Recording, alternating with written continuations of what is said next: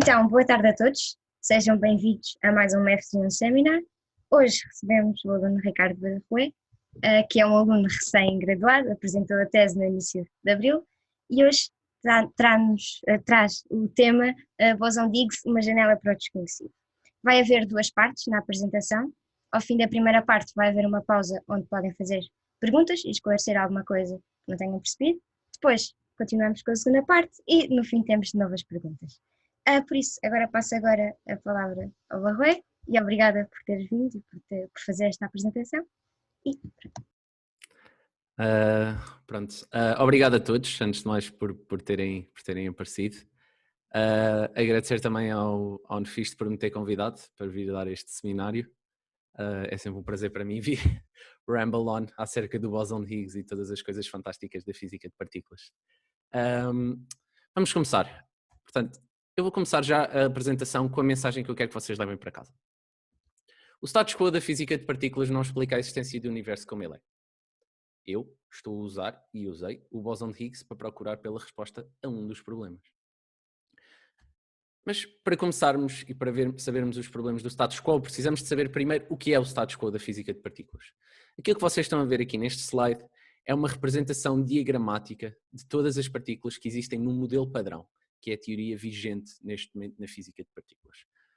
Eu não vou explicar isto em detalhe, a única coisa que eu quero que vocês guardem daqui é que o modelo padrão está dividido em fermiões, partículas de spin 1 meio, que são aquilo que nós chamamos as partículas de matéria, bosões de Gates, que são as partículas que medeiam as interações, ou seja, não existem interações à distância, as interações existem através da troca destes bosões de Gates, e o bosão de Higgs, que eu vou explicar no slide a seguir.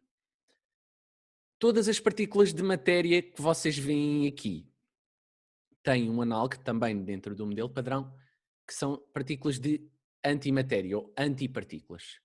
Uma peculiaridade acerca destas antipartículas é quando uma partícula encontra a sua antipartícula, elas aniquilam-se num flash de luz. Uma coisa também que vai ser necessária para aquilo que vem a seguir é que o modelo padrão é aquilo que nós chamamos uma teoria de Gates. Está matematicamente completamente formalizada e as interações nesta teoria, no formalismo matemático desta teoria, aparecem ao requerer que esta seja invariante, ou seja, que não mude, quando nós aplicamos certo tipo de transformações. Okay? Isto é aquilo que eu quero que vocês, com que eu quero que vocês fiquem do modelo padrão. Agora vou introduzir uma das personagens principais desta apresentação, que é o bóson de Higgs. O bóson de Higgs é a partícula que está associada ao campo de Higgs. O campo de Higgs está, por sua vez, relacionado ao mecanismo de Higgs, que é responsável pela massa de parte das partículas do modelo padrão. Ou seja, todas as partículas e antipartículas, excepto os neutrinos, o gluão e o fóton. Okay? Como é que este mecanismo funciona? Vou só dar-vos assim uma ideia geral. No início do universo, este campo de Higgs, ou o potencial associado a este campo, estava num estado que nós chamamos simétrico. Quer dizer que se vocês estivessem aqui, para onde quer que vocês olhem, à vossa volta, vocês vão ver exatamente o mesmo. Este potencial era simétrico no início do universo. À medida que o universo, a seguir ao Big Bang, vai arrefecendo, okay, a energia vai ficando cada vez mais espalhada. E atenção, não estamos aqui a falar de horas nem dias, estamos a falar de microsegundos a seguir ao Big Bang. Este campo passa para um estado que já não é simétrico. E esse estado fundamental desse campo deixa de ter energia zero, ok? E passa a ter uma energia não nula, ok? Essa energia vai interagir com, por exemplo, o bóson W ou o bóson Z e vai dar-lhes massa. A mesma coisa com as partículas de matéria.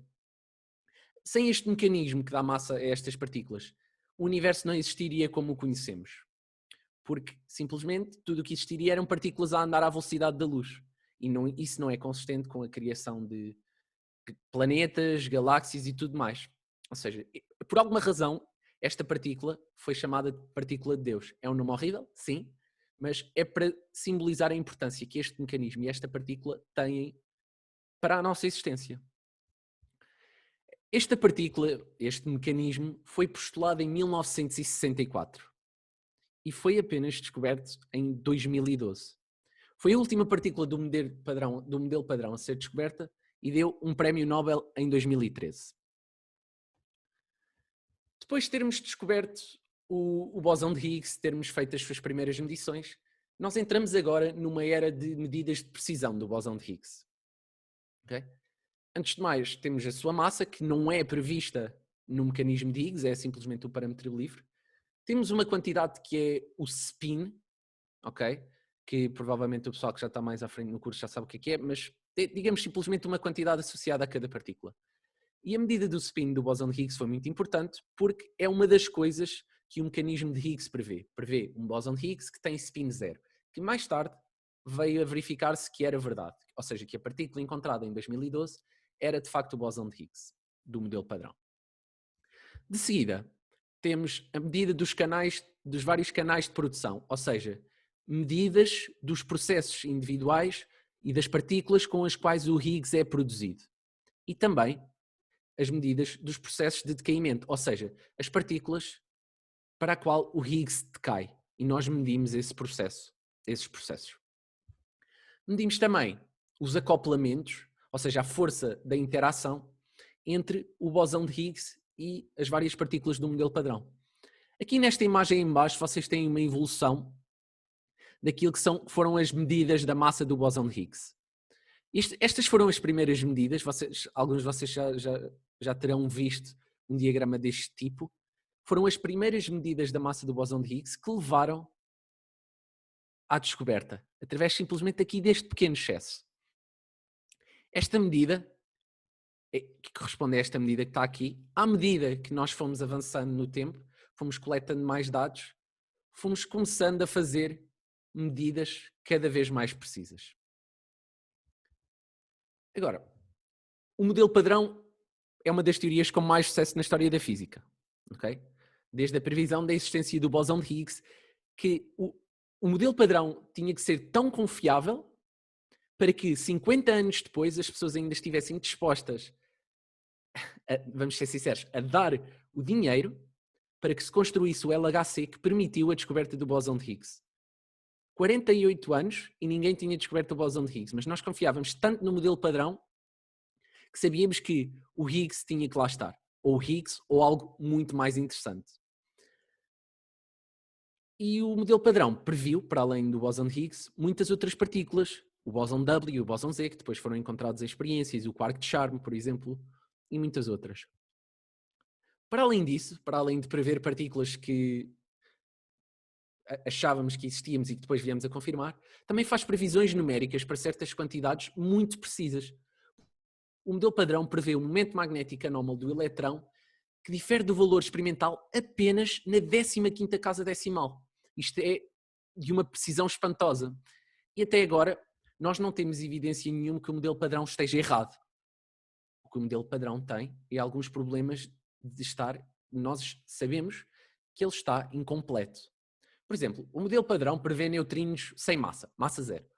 Mas a verdade é que já foram feitas observações que comprovaram, através de um fenómeno que é oscilações de neutrinos, que eu não vou explicar aqui, que comprovaram que os neutrinos, na verdade, têm massa. Têm que ter massa para isso acontecer, mas são massas muito pequenas. O problema mais relevante do modelo padrão, e relevante para tudo aquilo que eu vou explicar a seguir, é que o modelo padrão não explica a diferença na quantidade de matéria e antimatéria observadas no universo.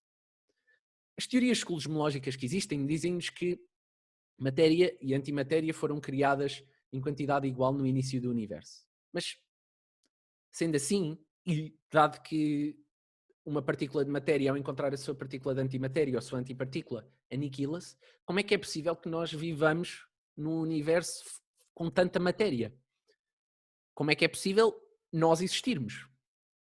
Para isso, é necessário que na evolução do universo as interações tenham sido ligeiramente diferentes para as partículas de matéria e para as partículas de antimatéria, de modo a que na sua evolução tenha havido um excesso das partículas de matéria que seja consistente com aquilo que nós observamos agora.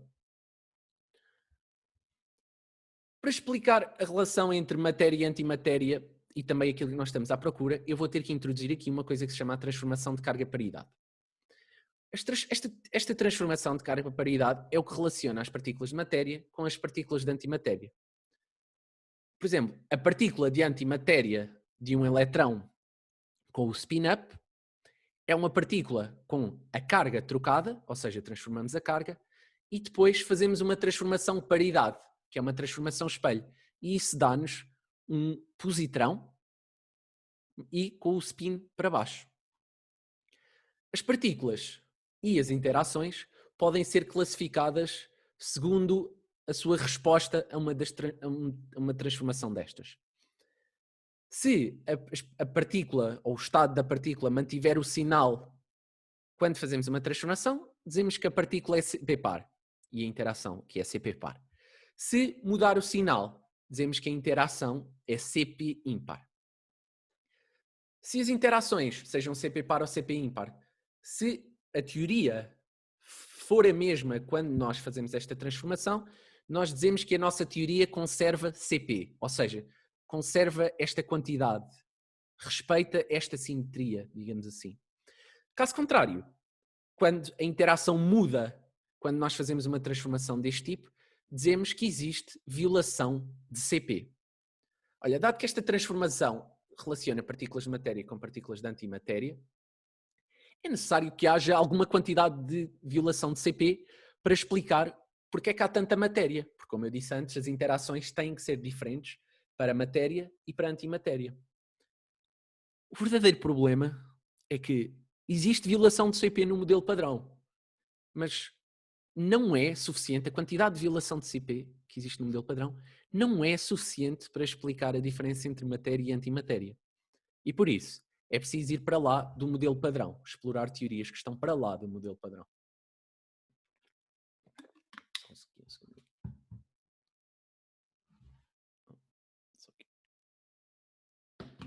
Okay. Como é que nós podemos procurar por evidências de teorias que estão para lá do modelo padrão? Uma maneira que podemos fazer é ir explorar que partículas novas é que essas teorias prevêem e depois irmos diretamente procurar pela criação dessas partículas novas. Da mesma maneira que encontramos o bóson de Higgs como uma pequena diferença numa distribuição de massa de dois objetos, que davam a massa do bóson de Higgs, nós podemos procurar picos também de massa noutros objetos ou noutros canais, digamos assim, para tentar encontrar estas partículas novas. A verdade é que até agora nenhuma partícula nova foi encontrada. E isto quer dizer que se estas partículas existirem, estão a massas mais altas do que aquelas que nós conseguimos chegar. Massas e energias, vou-vos lembrar que é um conceito que é mais ou menos interchangeable, ok? Porque já dizia Einstein, energia é igual à massa vezes a velocidade da luz ao quadrado, ok? Portanto, energia e massa estão relacionadas. Isto quer dizer que as energias a que nós estamos a estudar hoje em dia, nos aceleradores que temos hoje em dia, não são suficientes para produzir estas novas partículas. Aqui neste slide vocês veem um exemplo da experiência Atlas e CMS e Atlas neste caso, de pesquisas por novas partículas em certos modelos de nova física que não vou explicar aqui. Outra maneira que nós podemos explorar por evidências de nova física, ou procurar por teorias para lá do modelo padrão, é explorar o efeito que estas partículas novas podem ter nas interações e nas energias que nós conseguimos estudar. Isto vai se manifestar como desvios, pequenos desvios, em relação ao que é esperado no modelo padrão. Um sítio interessante onde nós podemos explorar é o setor do Higgs, ou seja, a interação do Higgs com as outras partículas. Porque simplesmente é o mais recente. O bóson de Higgs foi descoberto em 2012 e ainda há muito espaço para escrutinar estas interações. A abordagem que nós temos tido, e a abordagem, aliás, com licença, que eu tive, é uma abordagem de teoria de campo efetiva, em que vocês pegam na definição matemática da vossa teoria base, neste caso o modelo padrão, e depois suplementam-na com um conjunto de combinações de partículas ou campos do modelo padrão que seguem as mesmas simetrias do modelo padrão, mas que não podem estar na teoria base por razões técnicas, digamos assim. Este tipo de combinações de campos podem ser obtidas de teorias com novas partículas, como aquelas que eu descrevi antes. E o que essas teorias prevêem é valores para os coeficientes destas componentes, que nós chamamos de componentes anómalas. E estes coeficientes são depois também o que nós vamos medir na experiência e comparar com as previsões teóricas. A vantagem deste tipo de abordagem é que é quase independente do modelo, ou seja, não interessa se o vosso modelo de nova física é A, B ou C, a única coisa que vocês impõem é que têm que ter um conjunto de combinações de campos do modelo padrão e que têm que seguir as simetrias do modelo padrão. Isto há um conjunto muito grande de teorias que pode dar este tipo de teorias. Para nós experimentalistas é mais vantajoso porque é uma maneira de armazenar informação que é mais ou menos independente. Depois, muitas vezes, nós também fazemos interpretações em termos de outros modelos, mas muitas vezes cabe aos teóricos fazer a análise e andar para trás e ver como é que o modelo teórico deles bate com os coeficientes que são medidos na experiência. O nosso objeto de interesse e o meu objeto de interesse foi a interação entre o bóson de Higgs e dois bósons W. É importante porquê? Porque sonda diretamente o mecanismo de Higgs. A razão principal pela qual o mecanismo de Higgs foi criado e postulado foi porque antes deste existir, o bóson W e o bóson Z não tinham massa. E a verdade é que nós sabemos que o bóson W, ainda antes de os termos descoberto, sabíamos que o bóson W e o bóson Z tinham massa. E o mecanismo de Higgs foi proposto principalmente para colmatar essa diferença em relação à experiência. Portanto, estudar a interação H entre o Higgs e dois bósons W sonda diretamente o mecanismo de Higgs. Até agora, todas as medições experimentais feitas concordam com o modelo padrão, dentro da precisão e da sensibilidade das várias análises. O meu objetivo foi estudar a sensibilidade a componentes anómalas, ou seja, a estas combinações anómalas nesta interação e, acima de tudo, melhorar a sensibilidade a estas componentes anómalas. E como é que isto está relacionado àquilo que eu disse antes? Componentes anómalas CP ímpar, ou seja, combinações de campos do modelo padrão que mudam de sinal quando nós fazemos uma transformação CP, são uma fonte de violação de CP para lá do modelo padrão, que pode ajudar a responder à pergunta de porque é que existe mais matéria, tanta mais matéria, do que antimatéria. Estas componentes anómalas vão modificar as distribuições cinemáticas do Higgs e dos bósons W, as energias das partículas, as relações entre as direções do bóson de Higgs e dos bósons W, e aquilo que é mais relevante para aquilo que eu vou apresentar a seguir e que foi mais relevante para a minha análise, é que o momento transverso, ou seja, o momento linear na direção vertical, é puxado para valores maiores. O que quer dizer que, se nós formos ver esta zona de muito alto momento transverso, estamos mais sensíveis às diferenças que podem vir destes acoplamentos. Destas componentes, aliás. Esta foi a primeira parte teórica e conceptual da apresentação. Perguntas? Eu sei que ainda é um bocadinho ainda para digerir. Vocês conseguem me ouvir, certo? Oi? Certo. Ok.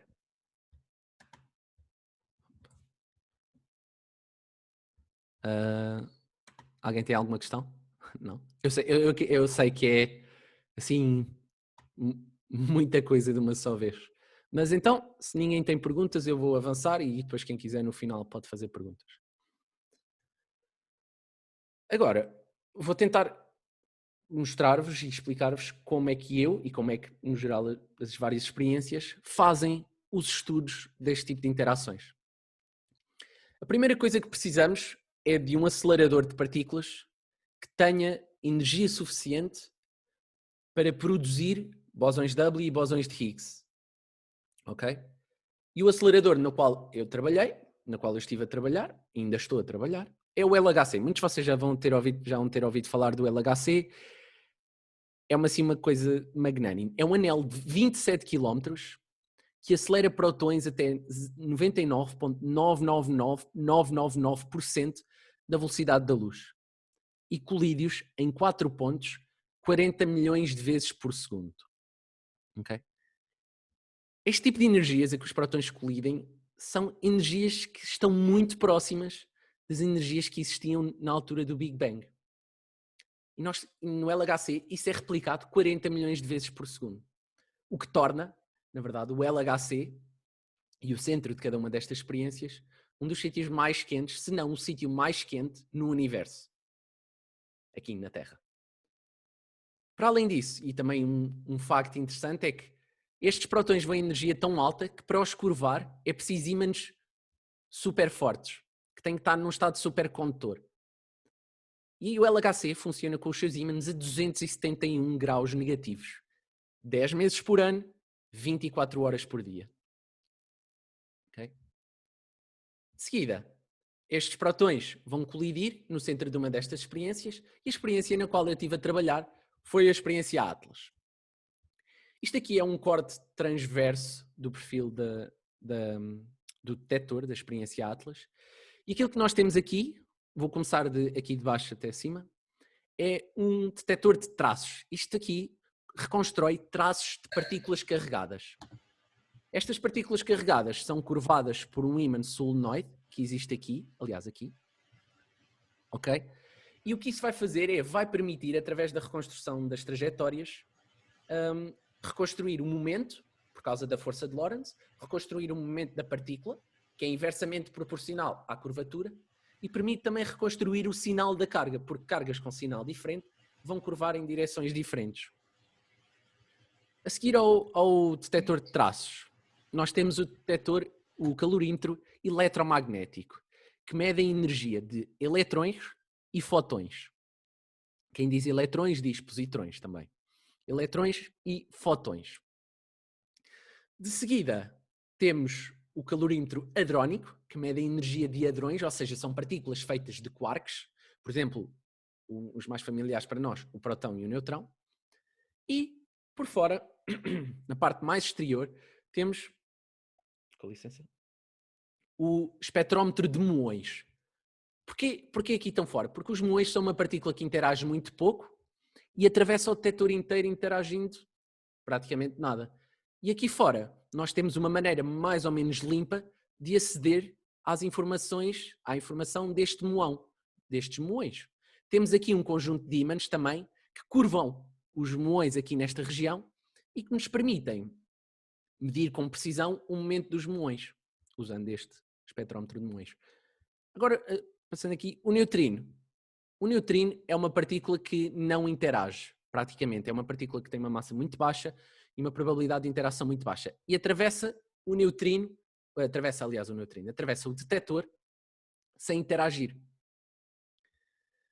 Todo este detector está conectado a um sistema que nós chamamos de trigger, que seleciona em tempo real, ou seja, à medida que a experiência está a decorrer, 1000 eventos dos 40 milhões de eventos que acontecem cada segundo.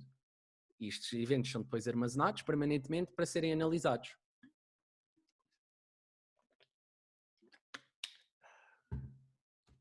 Agora, só para vocês terem uma ideia da escala do detector Atlas, isto é um gráfico à escala, podem ver aqui o tamanho das pessoas, é uma coisa, é gigantesco, pesa à volta, acho que, se não estou em erro, são 7.000 toneladas, tem 44 metros por 25 de altura, à volta de 80 milhões de canais de eletrónica, é, digamos assim, uma obra de engenharia magnânime.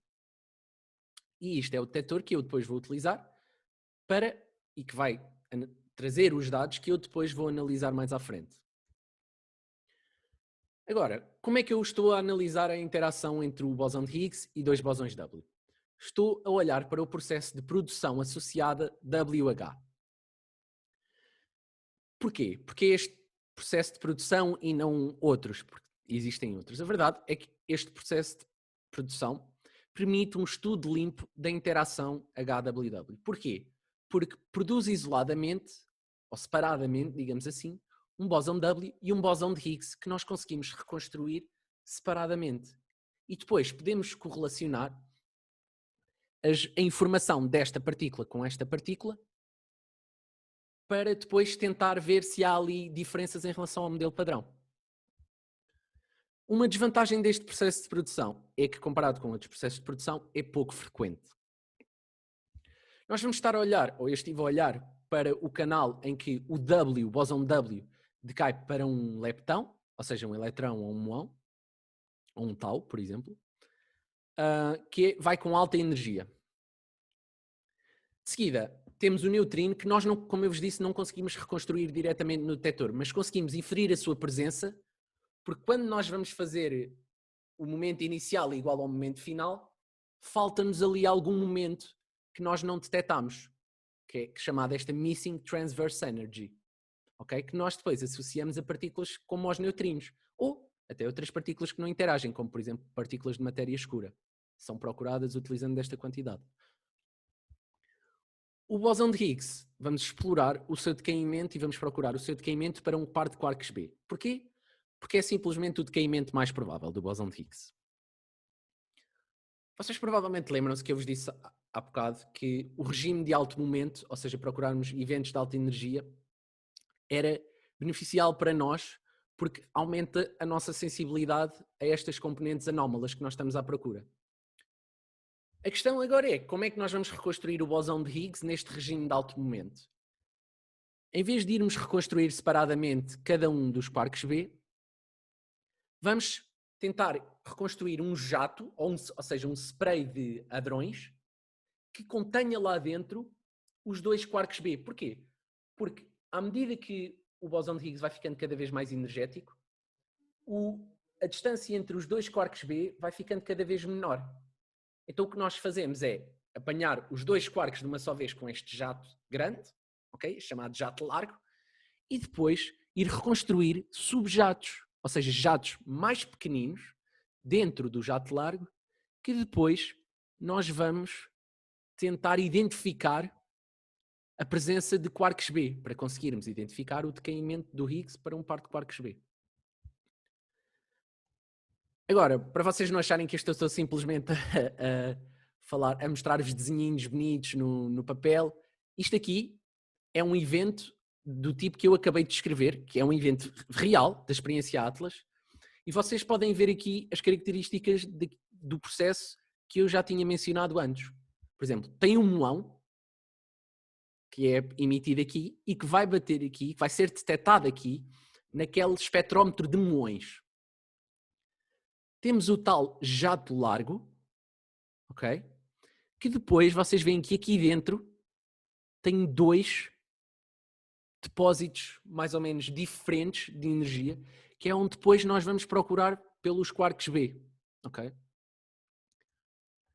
Agora, o meu trabalho, o que é que eu fiz realmente? A primeira coisa que fiz foi otimizar a reconstrução e seleção de eventos e tive a oportunidade de trabalhar na primeira análise Atlas do processo WH no regime de alto momento. O objetivo desta otimização é remover a maior quantidade de eventos com assinaturas semelhantes, que nós chamamos fundos, mantendo o mais possível os eventos interessantes. Aqui tem um exemplo de um fundo, que é um dos fundos principais na nossa análise, que é a produção associada de pares de quarks top. Se vocês forem a ver, nós temos um leptão e um neutrino, que é exatamente igual ao que temos no nosso processo de sinal, com o bóson de Higgs. Temos dois quarks B, e a verdade é que temos outros dois quarks que nós podemos identificar erradamente como quarks B. Isto quer dizer que este tipo de eventos vão aparecer, vão imitar o sinal que nós estamos à procura do bóson de Higgs. Ok? Qual é o problema dos fundos? É que, infelizmente, os fundos são sempre muito mais frequentes do que o nosso processo de sinal. Aqui o que eu fiz foi, usando dados e simulações completas do detector Atlas, okay? Dados, eventos simulados com uma simulação total do detector, foi definir a estratégia de reconstrução do bóson de Higgs no regime de alto momento. Isto nunca antes tinha sido feito em Atlas, neste espaço de fase. Primeiro, como é que nós vamos reconstruir os subjatos, aqueles jatos mais pequeninos, porque havia duas possibilidades de reconstrução, e em que subjatos é que nós vamos procurar por quarks B? Será que procuramos em todos os jatos pequeninos dentro do jato maior? Ou será que só nos interessa procurar por quarks B nos dois subjatos com mais energia, com mais momento transverso neste caso? Isto eram tudo questões que quando eu entrei na análise, que eu felizmente tive a possibilidade de participar desde o início, não estavam respondidas. De seguida, aquilo que eu fiz também foi estudar variáveis cinemáticas interessantes, relações entre as direções das várias partículas que sejam diferentes para os processos de sinal e para os processos de fundo, tal que nos permita aplicar cortes ou aplicar critérios de seleção para remover eventos de fundo, tentando manter ao máximo os eventos de sinal. Estes estudos foram documentados, são parte fundamental da análise e felizmente tive a oportunidade de ter sido aceito como coautor até desta publicação, que está quase a sair, provavelmente para a semana.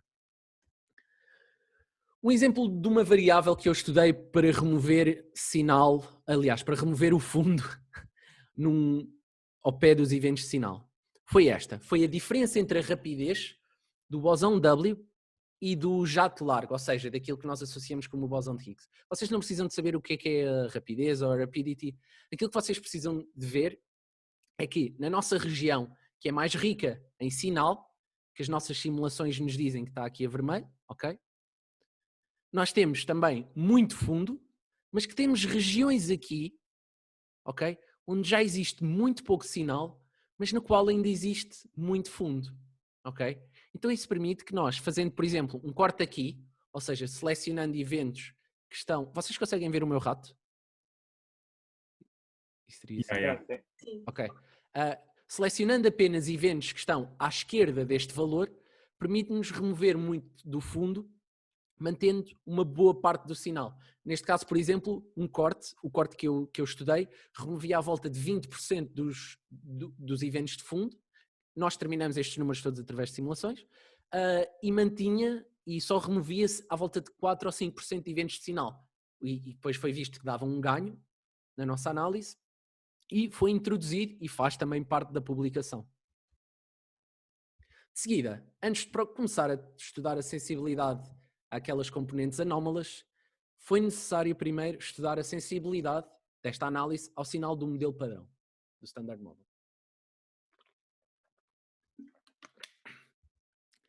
E a forma como nós fazemos isso é através de um ajuste à distribuição de massa do jato largo, ou seja, vamos calcular a massa de todas as partículas que estão dentro daquele jato largo e depois fazemos um ajuste para extrair o número de eventos, o rácio entre o número de eventos de sinal observados e o número de eventos esperado no modelo padrão, aquilo que nós chamamos a força do sinal. Isto é um ajuste que, para quem está habituado a fazer ajustes nas cadeiras de física experimental, é um bocadinho, e um bocadinho quer dizer muito, muito complexo. Porque toma em consideração todas as variações possíveis de todas as fontes de incerteza. Não só isso, toma também em conta as correlações entre as diferentes fontes de incerteza. É uma coisa muito complexa. Aquilo que se observou foi que a força do sinal, ou seja, o rácio entre o número de eventos observado e o número de eventos do modelo padrão, é compatível com o esperado no modelo padrão. Ou seja, aqui no canal que nós estamos interessados, é compatível com 1. O valor obtido para a significância estatística, ou seja, o valor que nos diz quão certo nós estamos que o nosso resultado não foi apenas uma flutuação estatística, porque lembrem-se, isto são tudo, na verdade, processos quânticos, sofrem tudo flutuações estatísticas. A significância estatística diz-nos quão certos nós estamos que o nosso resultado não é apenas uma flutuação.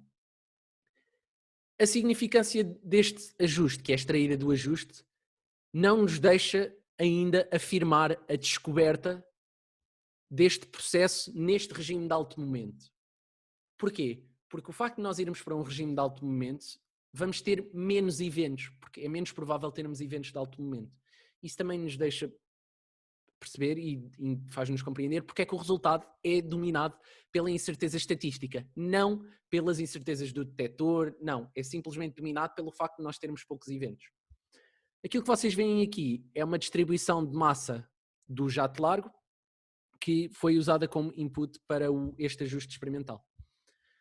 De seguida, fui calcular a sensibilidade deste tipo, fui estudar a sensibilidade deste tipo de medidas da força do sinal à existência destas componentes anómalas. A verdade é que, dado eu estar a estudar especificamente sinais com componentes anómalas, tive que usar apenas eventos simulados. E fui determinar a força do sinal e a significância estatística esperadas para diferentes valores dos coeficientes, tendo em conta apenas a incerteza estatística. Aqui é uma tabela sumária com os resultados, vocês não precisam de se preocupar muito em tentar perceber isto ao certo. Aquilo que precisam de perceber, aquilo que precisam de captar é que este tipo de medidas é sensível a componentes CP par, que são aquelas que não mudam de sinal quando fazemos a transformação CP, e a componentes CP ímpar com um coeficiente elevado. Lembrem-se que, acima de tudo, é estas componentes CP ímpar que nós estamos interessados. Este tipo de medidas são insensíveis a componentes CP ímpar com um coeficiente pequeno, neste caso menor que 0.05, foi o valor de estado, que tem uma medida, que tem um valor compatível com o obtido no modelo padrão. De seguida, aquilo que eu fui fazer foi, obviamente sempre partindo de trabalho teórico já anterior, foi pegar num conjunto de observáveis que exploram os ângulos entre os produtos de decaimento do bóson W que está provado que podem ser alterados se estas componentes anómalas existirem. O que isto faz é que a introdução destes observáveis permite-nos aumentar, possivelmente, a sensibilidade a componentes CP ímpar. E para além disso, este tipo de observáveis permite-nos distinguir entre componentes anómalas, por exemplo, CP par de CP ímpar, o que não é possível através de estudos apenas da força do sinal. Então aquilo que eu fiz foi introduzir um conjunto de variáveis angulares, está relacionado com ângulos, são definições algo estranhas e metem referenciais de centro de massa de umas partículas, referencial de laboratório noutras. Vocês podem ver a definição em backup. O que vocês precisam de saber é que é um conjunto de observáveis angulares, tem a ver com ângulos. A primeira coisa que eu fui fazer foi uma análise a nível de gerador, ou seja, peguei nos eventos que eu simulei e antes de passar a simulação do detector por cima desses eventos, ou seja, antes de passar essas partículas pelo detector, fui ver qual é que era o comportamento das partículas no meu evento. E aquilo que vemos, por exemplo aqui no plot à esquerda, é que a variável cosseno de θ-estrela, em princípio, distingue entre o sinal do modelo padrão e sinais com componentes anómalas. Outra distribuição que eu estudei foi a distribuição do observável cosseno delta+, que vemos que é simétrica para o sinal do modelo padrão, simétrica para um sinal, uma componente anómala CP par, e que é assimétrica para uma componente anómala CP ímpar. Ou seja, isto permite-nos não só dizer que esta variável é um bom candidato para aumentar a sensibilidade a esta componente anómala CP ímpar, mas que também, em princípio, permite separar o efeito de componentes anómalas CP par do efeito de componentes anómalas CP ímpar. De seguida, aquilo que eu fui fazer foi quantificar a pergunta, a resposta à pergunta. O meu detector destrói aquele efeito que eu vi antes? A reconstrução das partículas no detector destrói o efeito que eu vi antes? Então o que eu fiz foi introduzir o efeito do detector e da reconstrução.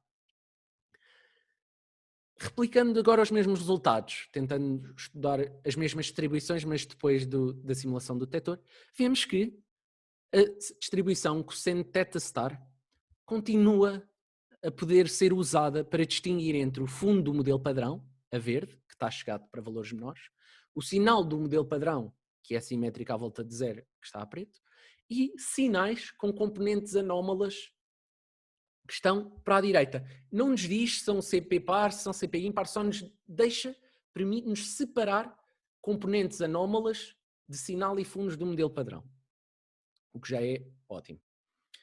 De seguida, fui estudar e quantificar as propriedades de simetria.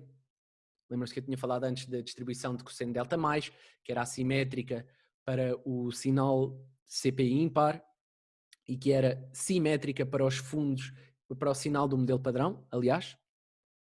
Fui estudar isso, mas agora depois de introduzir os efeitos da reconstrução. Aquilo que eu vi foi, de facto, para os fundos e para o sinal do modelo padrão, que esta distribuição é simétrica. A assimetria é compatível com zero. Mas depois vi que, apesar de para componentes anómalas já começarmos a ver algumas diferenças aqui, afastamentos em relação a zero, que com a quantidade de dados que nós temos, que levam a muitas flutuações nestas distribuições, que não é possível separar componente CP ímpar de componente CP par. O que seria necessário, aquilo que nós estávamos à espera, era que para esta componente CP par a distribuição fosse zero, fosse simétrica, aliás, que a assimetria fosse zero. Para isso, para nós conseguirmos começar a ver diferenças mais significativas, é necessário acumularmos uma quantidade maior de dados. Em vista disso, e em vista de futuras análises Atlas, o que eu fui fazer foi ver se as variáveis estudadas estão bem simuladas para os processos de fundo. Fui comparar os dados, vocês veem aqui nestes pontos a preto, com a simulação. Vocês veem aqui a amarelo numa região, com licença, numa região rica em fundo, ou seja, praticamente não tem sinal a vermelho. E aquilo que vemos é que as variáveis, estas variáveis, cosseno θ star e cosseno delta mais, estão bem modeladas na simulação e que podem ser utilizadas em análises futuras. Concluindo, o modelo padrão não explica a diferença na quantidade de matéria e antimatéria no universo, que requer mais violação de CP do que nele existe. As interações do bóson de Higgs com outras partículas podem conter a resposta e que nós podemos procurar por componentes anómalas CP ímpar. As medições da força do sinal são sensíveis a componentes CP par, mas são insensíveis a componentes CP ímpar com acoplamentos pequenos. Introduzi um conjunto de observáveis angulares que vi que permitia distinguir entre o modelo padrão e componentes anómalas, que em princípio permitem aumentar a sensibilidade a componentes CP ímpar e distinguir esta componente CP ímpar de componente anómala CP par, sinal e fundo do modelo padrão, mas que para tirar alguma conclusão estatisticamente significativa precisamos de acumular mais dados, precisamos de maiores luminosidades. O próximo passo desta análise, que é o meu doutoramento, que é aquilo que eu estou a fazer agora, é passar este estudo, os estudos destes observáveis, mas para uma análise de Atlas, para a próxima iteração desta análise de Atlas. Por fim, tenho sempre que fazer um plug. Se acharam isto interessante, eu acho que vocês iam achar interessante também um estágio de verão do LIP. Eu comecei como estudante de verão no LIP e depois fui evoluindo para estudante de mestrado e para estudante de doutoramento. É verdade, há muitas pessoas que vão fazer um estágio do LIP e que depois percebem que a física de partículas não era para elas. Mas também há muitas pessoas que acabam por ficar. O meu caso, por exemplo, acho que posso falar também do caso da Rita Silva, que está aqui hoje. E se quiserem, se acharem interessante, se acharam isto interessante, venham experimentar um estágio de verão. Para mais informações, podem consultar esta página que está aqui. Obrigado.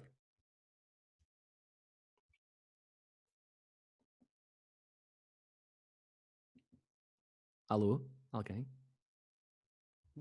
Alô? Olá, Rui. Eu tenho uma questão. Sim. Que é tipo, essa próxima análise, aliás, é mais tipo o processo que estás no doutoramento e como é que estás a trabalhar nesse ambiente.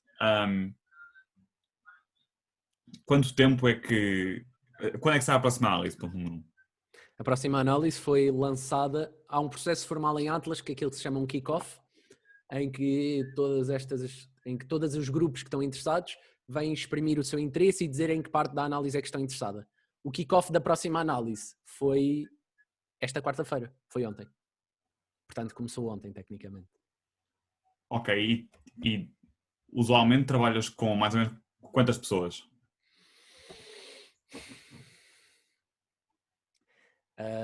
Por estar associado a uma análise de Atlas, eu diria que à volta de 15, 20, não sempre diretamente, porque depois, por exemplo, vou só aqui exemplo, na análise Atlas não estamos a estudar só o processo WH, estamos a estudar também o processo ZH, na mesma análise, e há pessoas que trabalham na parte do ZH com o Z para neutrinos, há pessoas que trabalham na parte do WH e há pessoas que trabalham na parte do ZH com o Z para 2 leptões. Mas no todo, o grupo da análise, se formos ver pela quantidade de autores da documentação interna, foram 47 pessoas, incluindo orientadores, incluindo estudantes de doutoramento, eu, que era um estudante de mestrado na altura. Ok, obrigado. E é muito fixe, porque acabam por... A verdade é que as pessoas que trabalham no CERN e as pessoas que... Há pessoas bué boas a fazer isto. E vocês acabam sempre por aprender imenso a trabalhar numa análise destas. Custa ao início? Claro. É ferramentas novas e tudo mais, ferramentas complexas, mas aprende-se imenso. Aprende-se imenso. Vai-se ao CERN. Eu fui ao CERN durante uma semana em outubro de 2018 para participar, por exemplo, numa semana de tutoriais. E é muito interessante. Fui a reuniões, vi as pessoas, é muito interessante. Vou deixar este aqui, este slide parece-me um bom slide para deixar enquanto fazem perguntas. Eu tenho uma questão, Babué. Sim. Portanto, tu sabias minimamente que querias física de partículas quando foste para o estágio do BIP, ou foste completamente a desbravar caminho e descobriste que gostaste, ou como é que foi minimamente o percurso na tua cabeça para escolher este tópico? Eu sei que tenho noção que tenho uma experiência um bocadinho diferente da maioria das pessoas. Eu entrei no técnico já a saber que queria fazer física de partículas. No 12º ano, naquela parte final da cadeira de física, o meu professor disse-me... Eu antes estava para ir para bioquímica e a vida deu esta volta, porque o meu professor de física... O meu professor de física disse, trabalho final da cadeira, façam um trabalho sobre o que quiserem de física moderna ou façam um trabalho de programação. Eu achei giro, fui ver, não sei o que, o modelo padrão da física de partículas e honestamente isto vai soar super corny, mas tem sido uma história, it's been a love story ever since. Ok. Houve ali uma altura que tive quase a mudar de curso para ir para a informática, mas quem não é? Ok, muito obrigado. Nada. Posso fazer agora uma pergunta, Bárbara? Podes. E quais é que achas que foram as melhores cadeiras em MEFT, tanto a nível de mestrado como de licenciatura, para uma pessoa que... mais a nível de mestrado quanto a opcionais que tenhas feito no técnico, que para uma pessoa que já gosta de partículas que tem mesmo de fazer? Pronto, a verdade é que eu fiz muito poucas opcionais de partículas no técnico. Eu fiz a cadeira obrigatória de física de partículas, eu ainda sou pré-novo MEFT, já vai haver um novo MEFT, mas eu sou pré este MEFT, já estava no mestrado para este MEFT. Fiz física de partículas, uma cadeira que eu acho que vale muito a pena, porque também é uma cadeira que é muito independente e pode ser feita por uma coisa que vocês achem interessante, que é métodos experimentais em física de partículas. Ok? E depois para vocês que têm que fazer e querem fazer as opcionais de partículas no técnico, têm teoria de campo, que não há volta a dar, principalmente para pessoas que querem ir para uma coisa mais teórica. Mesmo para experimentalistas é sempre bom, por exemplo, para fazer estes estudos dos componentes anómalos, quando estou a ler papers de fenomenologia, aquilo puxa ali pelo meu conhecimento de teoria de campo e é sempre importante saber. Há a cadeira de modelo, ainda se chama modelo standard de nova física? Chama-se. Sim, em que vocês partem de um Lagrangiano e que vocês falam aí acho que é que se fala mesmo de simetrias e como é que se pode extrair teorias e interações a partir de simetrias, porque estas simetrias, por exemplo, as simetrias do modelo padrão, nós não as inventámos, não as tirámos da cabeça, olhámos e dissemos, esta simetria. Não, as simetrias que estão do modelo padrão tiveram todas uma motivação experimental. Portanto, acaba sempre por ser bom saber todas estas relações, como é que a parte da teoria de campo, a parte do modelo standard de nova física, há a cadeira também que eu nunca fiz, mas já me disseram que é interessante, a cadeira de cromodinâmica quântica, e física hadrónica. Eu acredito que a parte de cromodinâmica quântica também seja muito interessante para aquilo que se faz a nível fenomenológico no CERN. Se tiverem a oportunidade, para quem tiver a oportunidade de um dia fazer Erasmus, explorem também as cadeiras de Erasmus que existem. Porque eu, por exemplo, na faculdade onde eu estive na Alemanha, fiz uma cadeira que era Estatística e Análise de Dados, que era só em Física de Partículas e que é uma cadeira super útil. E mais cadeiras de Física de Partículas mais viradas para a parte experimental, acho que também são importantes. Mas respondendo à tua pergunta, das opcionais eu diria teoria de campo, cromodinâmica quântica e modelo standard de nova física. Ok. Posso Agora... acrescentar uma cena? Já que tu não acabaste por não fazer teoria de campo, não é, Barroé? Não. E a cadeira, pelo nome e quando comparas com currículos lá fora, parece muito mais teórica do que é. Mesmo para o pessoal que está mais interessado em experimental, tal como tu disseste. Mais metade da cadeira de teoria de campo depois é fazer contas e não mesmo contas a sério, não estar a fazer coisas super etéreas e muito no espaço das ideias, como é o modelo standard. E por isso pode interessar mesmo para alguém que não está balls deep em querer fazer a teoria. Barroé, posso só perguntar para onde é que foste de Erasmus? Tu disseste que foi para a Alemanha, mas não disseste a universidade. Para a RWTH, em Aachen. Ok. Eu posso deixar. Obrigada. Vou deixar aqui no chat. Deixem-me só ver onde é que eu faço.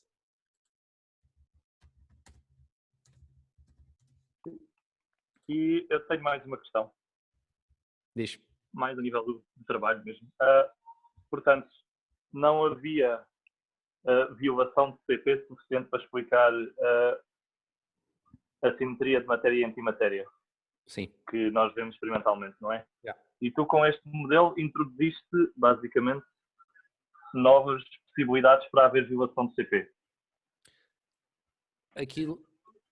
Sim. Basicamente, aquilo que eu fui fazer é pegar num formalismo que pode ter em conta violação de CP, mas um formalismo que não depende do modelo. Não é um modelo específico. E que tem, de facto, estas fontes de violação de CP. Ok. E, com esse novo parâmetro em conta, uma assimetria no nível que nós vemos hoje em dia já está, seria essencialmente explicada, ou seria um passo, mas ainda não totalmente? Isso, por acaso, é uma boa pergunta. Eu vou ser conservativo e dizer que é um passo. É uma fonte porque depois também pode haver violação de CP, e é procurada violação de CP noutras interações. Por exemplo, nas interações entre o Higgs e os quark-stop, na interação entre o Higgs e os taus, os leptões tau. Mas sim, iria ser uma peça, sem dúvida. Agora, não creio que fosse a resposta total. Ok. Muito obrigado. Barroé? Olá, Tânia. Estás muito próximo do microfone. Estou, merda. Porcaria. Espera aí. Estou nada, tenho um input tá mínimo. Uau, então esse microfone é muito bom. Mas força. Ok, então vamos afastar. Na parte em que estavas a falar dos subjatos,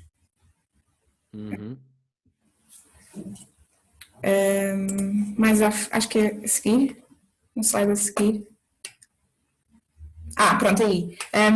Disseste que estavam a tentar perceber em que subjatos procurar os quarks. E pronto, disseste se calhar procurar só no maior, no mais energético, mas isso é tudo para tentar reduzir o número de coisas que se está, o número de eventos que estás a estudar. Diz? Desculpa.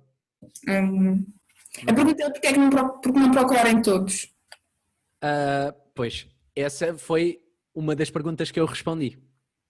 Ok. A verdade é que procurarem todos aceita mais eventos de sinal, mas também aceita, por exemplo, mais eventos deste tipo, de fundo. Sim. A verdade é que os eventos de fundo que nós apanhamos a mais não compensam os eventos de sinal que nós apanhamos a mais.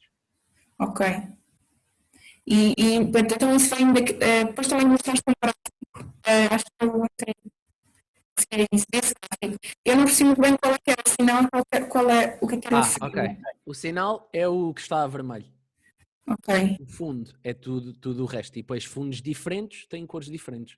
Por exemplo, aquele fundo que eu tinha referido antes, o processo de produção associada de parte de quark-stop.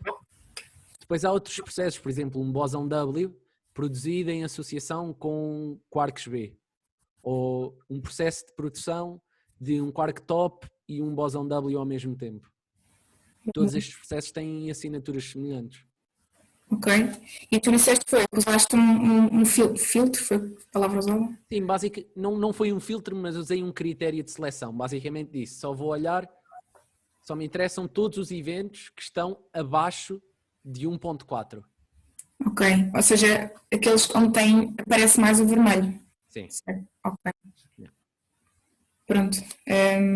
Pronto, e a última pergunta é, toda esta análise de dados que tens que fazer, um bocado no seguimento da pergunta da Rita, houve alguma cadeira que seja mais assim de análise de dados em que realmente aprendes alguma coisa? Ou é tudo só ajustes da treta? Das cadeiras, pelo menos. Epá, sim.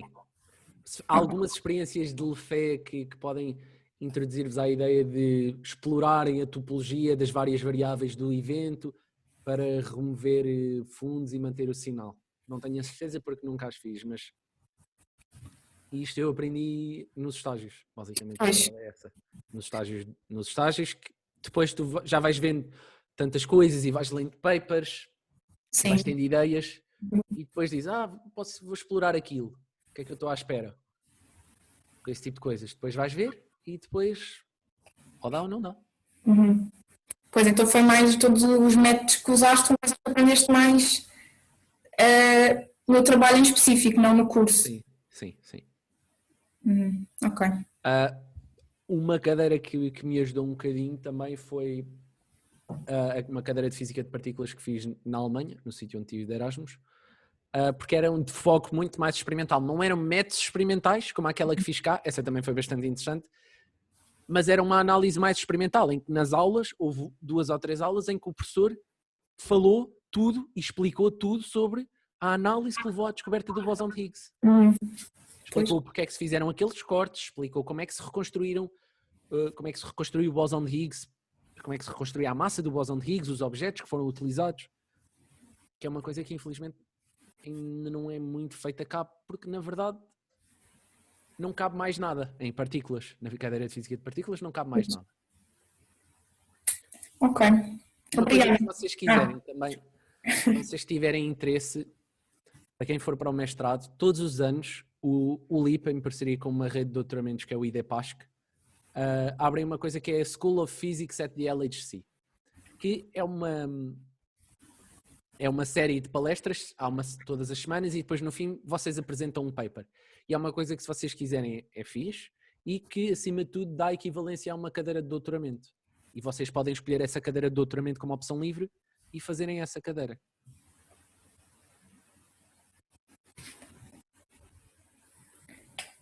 Obrigada. Nada.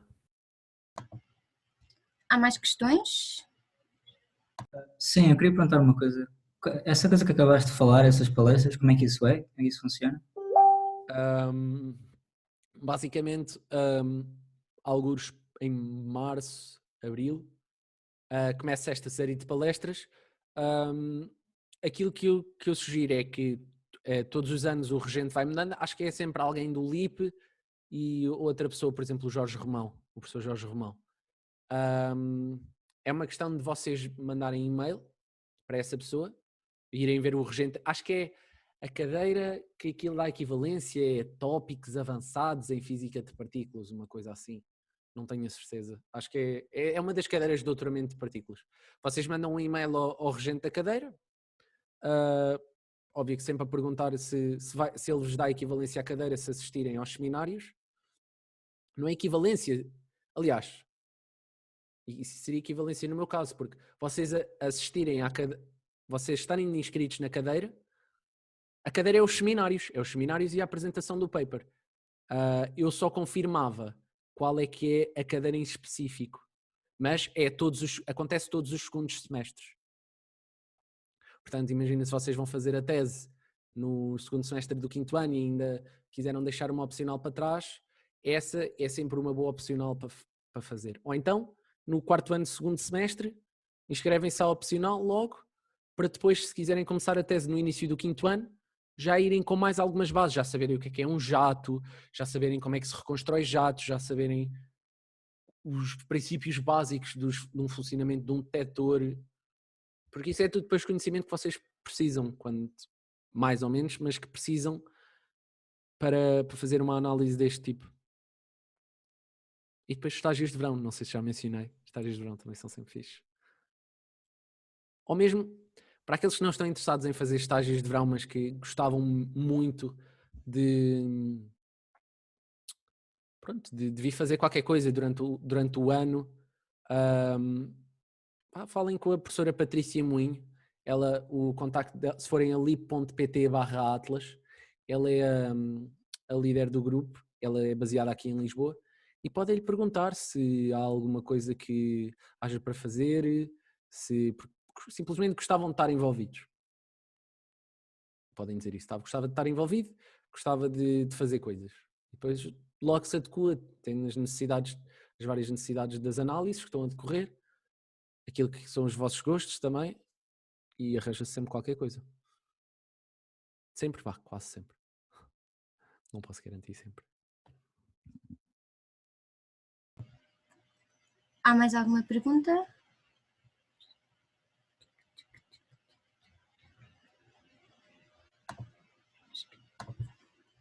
Acho que não, Barroé. Obrigada pela apresentação. E agora vai haver agora aquele momento que é ligeiramente cringe, mas que tu mereces, em que os convidados vão dar unmute, se conseguirem, para batermos palmas. Obrigado. Acho que